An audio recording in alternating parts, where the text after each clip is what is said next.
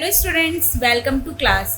आज की इस वीडियो में हम डिस्कस करेंगे न्यू एनसीईआरटी की क्लास 6 का चैप्टर 1। तो हमारे साथ बैठे हैं गौरव सर, जिनसे मैं क्वेश्चन करूंगी और ये उनके आंसर देंगे। तो सर, सबसे पहले मैं आपसे जानना चाहूँगी कि मैप क्या है। तो हम सोशल साइंस जब पढ़ते हैं, स्पेशली इसमें जब ज्योग्राफी पढ़ते हैं, सबसे बेसिक क्वेश्चन है कि मैप क्या है।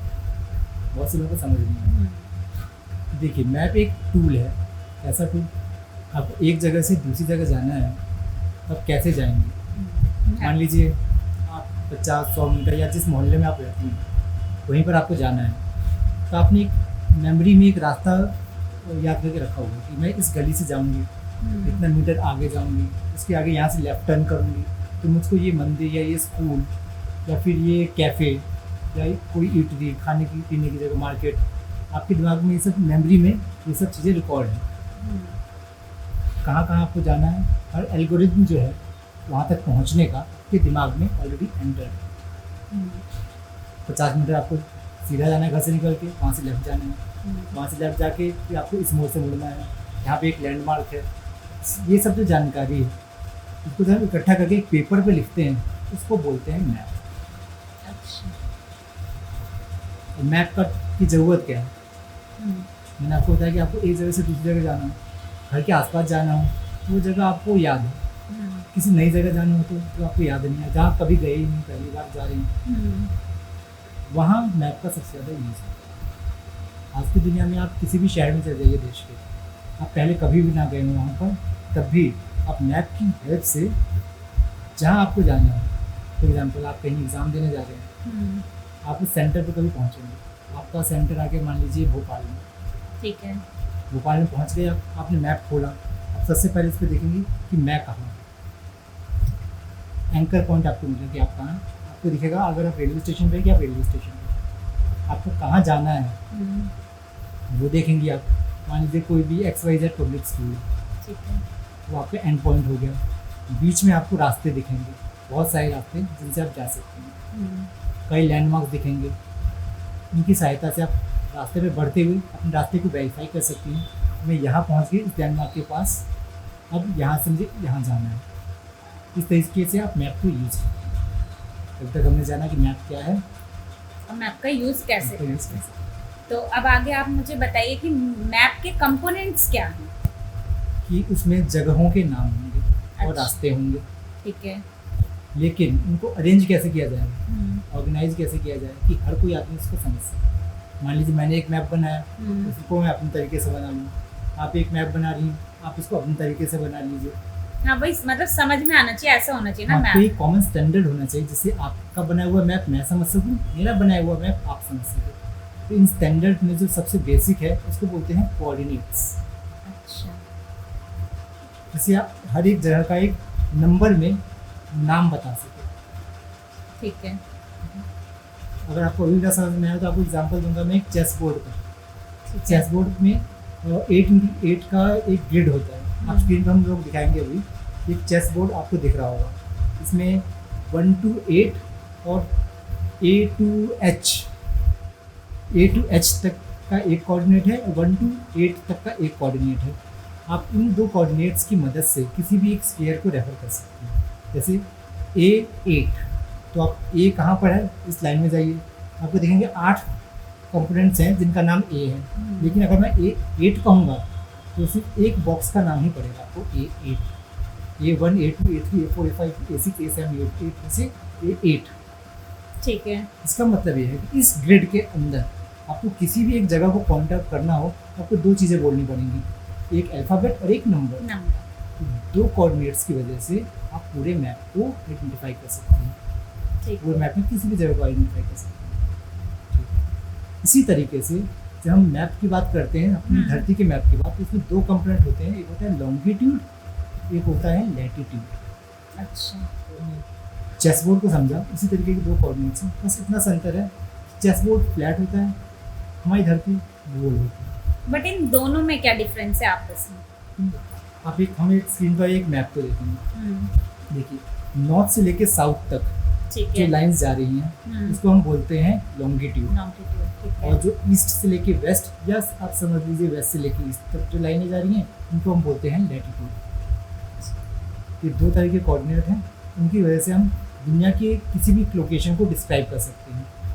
इन कोऑर्डिनेट्स के नंबर, जैसे कि हमने चेसबोर्ड के केस में समझा 1 to 8 और A to Z था, यहाँ पे हम नंबर के टर्म से समझते हैं 0 to 180, ठीक है। या फिर 0 to 90। ओके। तो जो लैटिट्यूड है इसको मापा जाता है भूमध्य रेखा से या फिर इक्वेटर की लाइन से। ठीक है। जो उसके नॉर्थ में होंगे उसको हम प्लस में नाप सकते हैं, या फिर नॉर्थ ऑफ इक्वेटर कह सकते हैं उस जगह को, और जो साउथ में जगह है उसको साउथ ऑफ इक्वेटर कह सकते हैं। 180 और 180 नंबर्स की सहायता से आप किसी भी जगह पे जा सकते हैं। अब लास्ट में एक चीज़ है वो और जानना चाहूँगी मैं आपसे कि टाइम जोन क्या है, टाइम जोन को कैसे समझ सकते हैं? सबको लगभग ये पता होगा कि सन जो है वो ईस्ट में राइज करता है, पूर्व में उगता है। इस मैप पे आप देखिए कि सन जब पूर्व से निकल रहा है तो वहाँ पे उस वक्त सूर्योदय हो रहा है, हाँ। सुबह हो रही है। बिल्कुल। लेकिन क्योंकि अभी वो पूर्व में है, पश्चिम में नहीं है, पश्चिम में अभी रात हो रही है। हो रही है। ठीक है। दोनों जगह के टाइम के बीच में एक डिफरेंस है। ईस्ट से यानी कि अगर जापान में सूर्योदय हो रहा है फिर जस्ट बगल में जाए, मान लीजिए कि कोरिया में, वहाँ पे रात तो नहीं है लेकिन सूर्योदय भी अभी हुआ नहीं, थोड़ी के बाद में। थोड़ा सा और वेस्ट में जाएंगे, मान लीजिए आप आ गए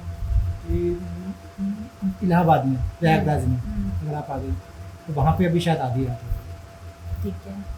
इस तरीके से अलग अलग जगह पर समय अलग अलग होता है। इस पर निर्भर करता है कि इस समय सूर्य की स्थिति उस जगह के रेस्पेक्ट में कहाँ। इस चीज़ को हम टाइम कहते हैं, क्योंकि टाइम जोन समझने से पहले हम टाइम समझना इम्पोर्टेंट है। हाँ, कहीं दिन हो रहा होता है, कहीं रात हो रहा होता है, हर जो जगह। जो हम दो कोऑर्डिनेट समझे, लैटिट्यूड और लॉन्गिट्यूड। जो लॉन्गिट्यूड होता है वो हमें ये बताता है कि एक जगह पर इस समय कौन सा समय चल रहा है।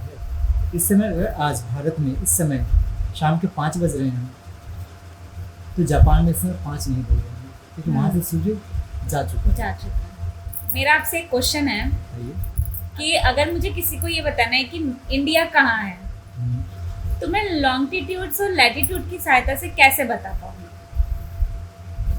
सबसे आसान कोऑर्डिनेट है बताना कि इंडिया का लॉन्गिट्यूड क्या है? 82.5 डिग्री ईस्ट ऑफ मेरिडियन।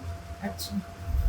यानी कि लंदन के पास एक जगह है ग्रीनविच होता है कि वहाँ से 82 डिग्री के अंतर पर इंडिया का रेफरेंस पॉइंट स्थित है लॉन्गिट्यूड का। ठीक है। लेकिन इंडिया एक कोई पॉइंट नहीं है धरती पर, इंडिया एक बड़ा देश है, तो इंडिया का लॉन्गिट्यूड एक रेंज में फैला हुआ है। ठीक है। लेकिन हम पूरे देश के लिए अलग अलग टाइम सेट नहीं कर सकते, एक स्टैंडर्ड टाइम हमें चाहिए। तो हमने एक लॉन्गिट्यूड मान के रखा है जो कि लगभग भारत के बीच में से होकर गुजरता है। लेकिन भारत का विस्तार इसके 15 डिग्री ईस्ट और 15 डिग्री वेस्ट तक है। टोटल 30 डिग्री का लगभग इंडिया का विस्तार है। ठीक है। तो लॉन्गिट्यूड की सहायता से आप इतना बता सकते हैं कि इतनी चौड़ाई में भारत स्थित है। 82 डिग्री +15 -15 यानी लगभग 97 डिग्री ईस्ट से लेके 68 डिग्री ईस्ट तक भारत का ईस्ट टू वेस्ट का एक्सपेंस फैला हुआ है। इसी तरीके से हम लैटिट्यूड की टर्म में अगर समझें तो भारत के लगभग बीच में से ट्रॉपिक ऑफ कैंसर गुजरता है।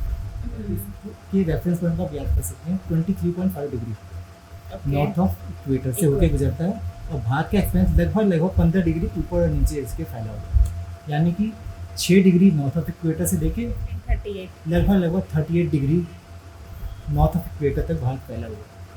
अच्छा। यानी जम्मू कश्मीर का नॉर्थ मोस्ट पॉइंट जो है, और प्रैक्टिकली देखा जाए तो सियाचिन ग्लेशियर का जो इंडिया पॉइंट है वो भारत का नॉर्थ मोस्ट पॉइंट है, लगभग 36-37 डिग्री नॉर्थ ऑफ इक्वेटर का। जो सदर्न मोस्ट पॉइंट है इंदिरा पॉइंट निकोबार आइलैंड के अंदर, ग्रेट निकोबार आइलैंड के अंदर आपको मिलेगा 6 डिग्री नॉर्थ ऑफ इक्वेटर। ये भारत का एक्सपेंस है। हम समझा कि लगभग 30 डिग्री नॉर्थ टू ईस्ट फैला हुआ है भारत, और लगभग 30 डिग्री ईस्ट टू वेस्ट फैला हुआ है। सर मेरा एक क्वेश्चन और है आपसे, जैसे आपने टाइम जोन में बताया कि जापान में मान लीजिए इस टाइम पे कुछ और टाइम हो रहा है, इंडिया में, लेकिन पूरे इंडिया में सेम टाइम क्यों?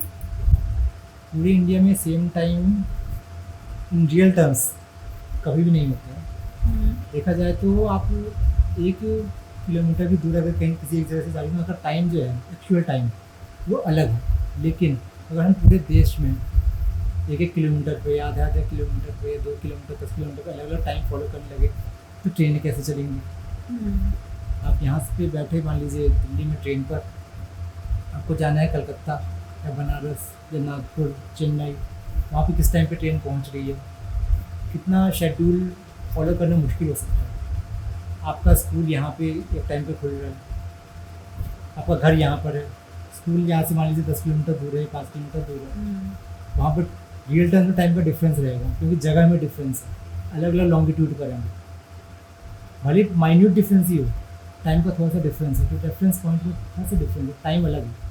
अब इसी तरीके से देखा जाए कि ऑफिस टाइमिंग जो है, ऑफिस जो हैं, एक बनारस में जो ऑफिस है,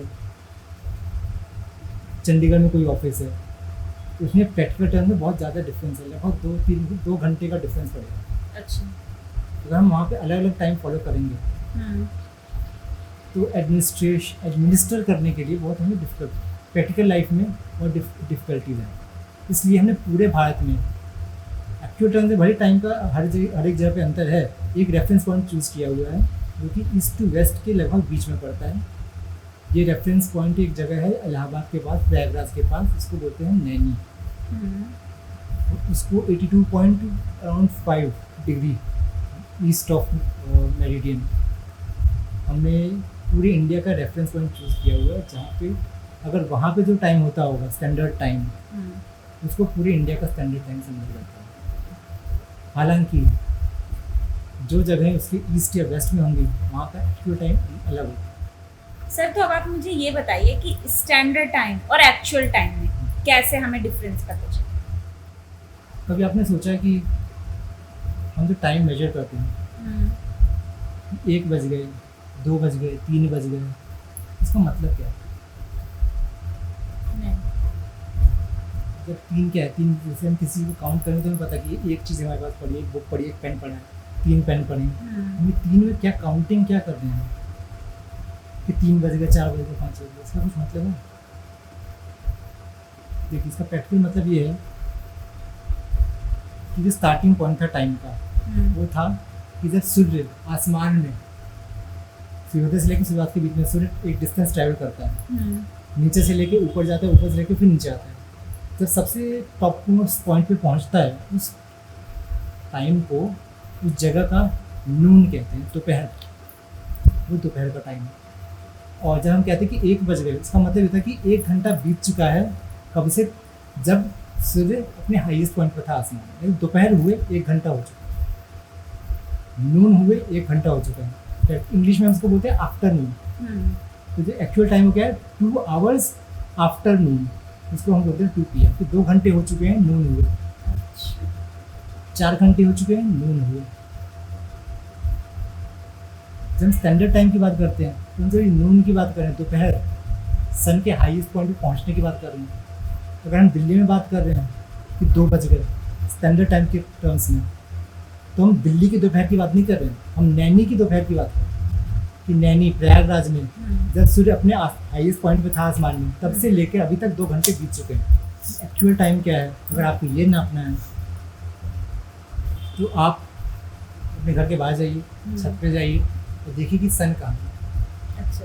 ठीक है, सुबह तो सन नीचे रहता है, ठीक है, आप लगभग 11 बजे के आसपास जाइए, सन थोड़ा सा ऊपर पहुँचा होगा, ठीक है, थोड़ी के बाद चेक कीजिए, सन थोड़ा और ऊपर होगा, फिर एक पॉइंट ऑफ टाइम आएगा जिसके बाद सन नीचे जाना स्टार्ट कर देगा, शाम को एकदम नीचे आ जाएगा।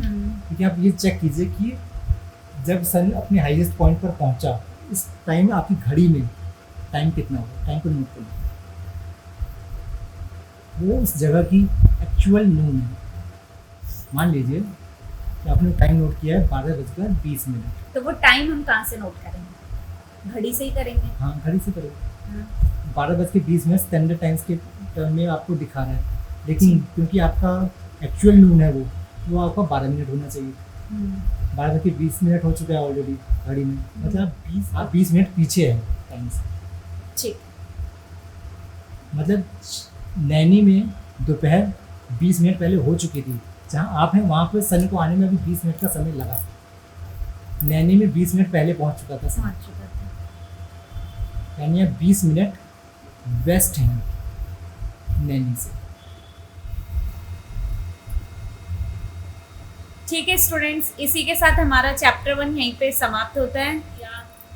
जो भी गौरव सर और मैंने डिस्कस किया और उसके बाद भी आपके मन में कोई डाउट है तो आप उसे कमेंट करके बताएं, और आप अगर किसी और टॉपिक को या किसी और चैप्टर को समझना चाहते हैं तो वो भी कमेंट करके बताएं, जिससे कि हम आपके उस टॉपिक को क्लियर कर सकें और उसके लिए एक नई वीडियो ला सकें।